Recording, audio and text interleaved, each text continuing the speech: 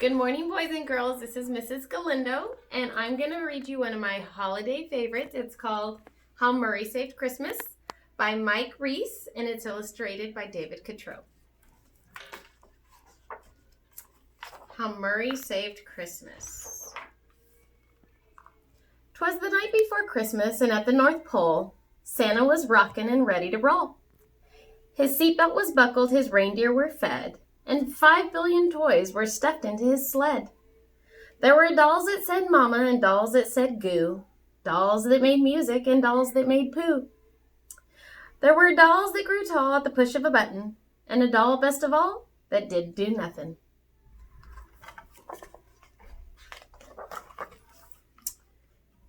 He revved up his reindeer about to take off, when all of a sudden he heard a small cough. Santa, could I have your attention? It was Edison Elf with his latest invention. Now Edison thought of himself as a tinkerer, but as a tinkerer, he was sort of a stinkerer. My Jack-in-the-Boxer belongs on your list. It's a Jack-in-the-Box with a fabulous twist.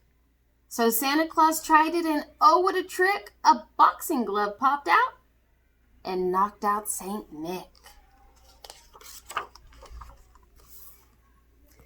He wobbled, he bobbled, his face turned bright red. A lump like a sugar plum rose from his head. Santa! Cried Eddie. But Santa said, Glibble, I'm perfectly schlibble. Then he started to dribble. Ed dressed him in jammies and put him to bed, and worried just who would bring presents instead. Then a card fluttered down out of Santa's right mitten, and on it in round golden letters was written, For special delivery, call Murray Kleiner, owner of Murray K's Holiday Diner.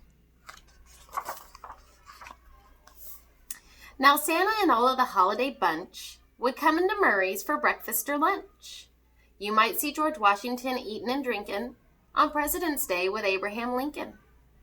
Cupid loved bagels, the groundhog, the chili. The Thanksgiving turkey would stuff himself silly. And how, you might wonder, did Santa get fat? Just thank Murray's chocolate chip cheesecake for that. But lunchtime was past. It was late Christmas Eve. Murray had closed and was ready to leave. When Ed parked the sleigh and he hollered to Murray, I need a delivery and I'm in a big hurry. Murray said, I can make you whatever you wish, a nice piece of fish or spinach knish. But who are you, Shorty, and where is St. Nick? Edison sobbed, I made Santa sick, and now I need you to deliver some toys to 200 countries to good girls and boys. Just put on this red suit and get in the sleigh. What are you, cuckoo? Cried Murray. No way! Give me one reason to schlep through the snow, bringing billions of presents to kids I don't know. Will anyone pay me? Will anyone tip? What if I slip and I fracture my hip? Look out the window, it's cold and it's shivery. Why in the world should I make this delivery? Because it's Christmas, said Ed.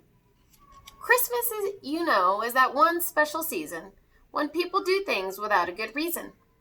The grouchiest men will wear musical ties and buy Christmas presents for folks they despise. The cheapest of cheapskates will spend all his money, and people make fruitcakes from concrete and honey. Christmas works magic, and Edison knew it. You're not playing fair, Murray grumped, but I'll do it.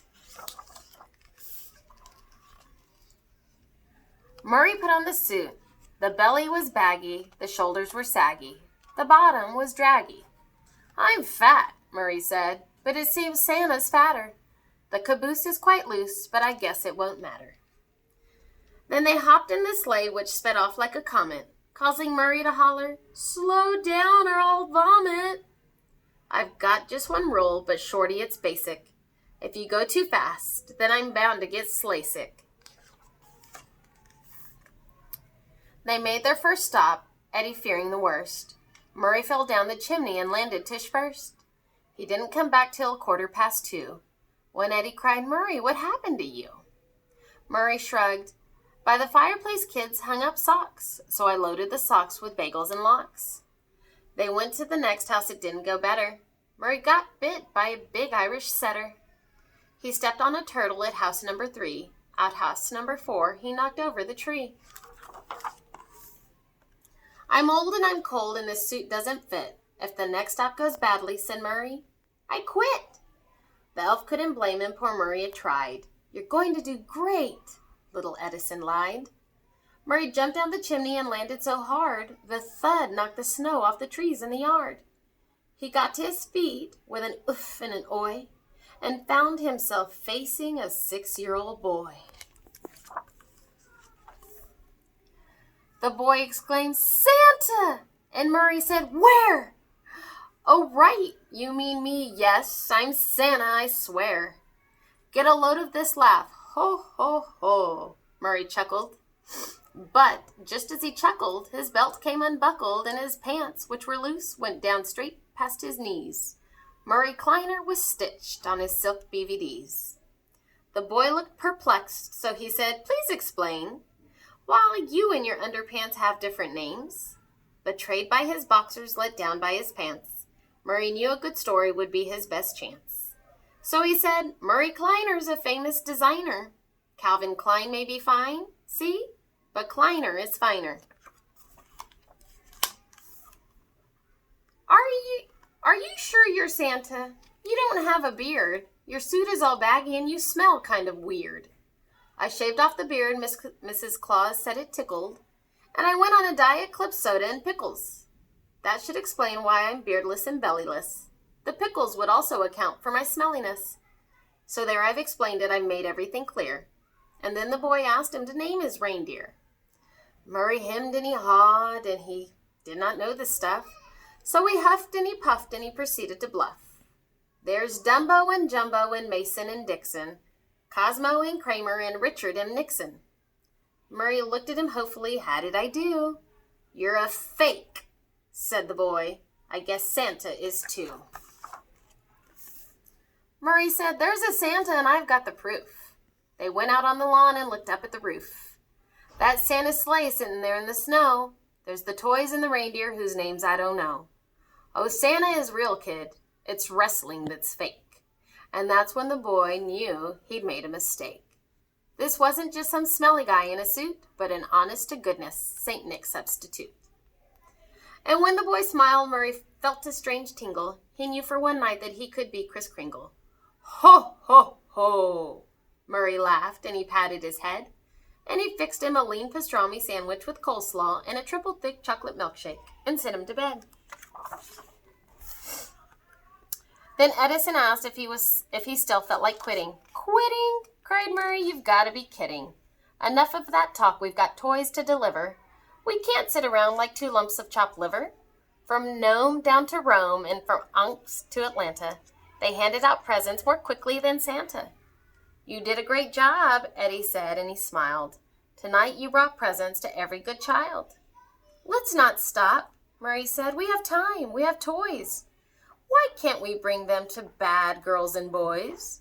So a kid might be lazy. He might be a slob. He drives his folks crazy. That's sort of his job. Ed heard what he said and he couldn't resist. They bought toys to the naughty, a very long list. A toboggan for Ogden, who played sick from school and drove his dad's Pontiac into the pool. For Brooke, a good book since she broke the TV, the VCR, the PC, and every CD. And a jet plane for Dwayne, a mischievous fellow who filled the girls' toilets with blueberry jello. Murray bought presents to all not-so-good kids, the rude and the crude and the misunderstood kids.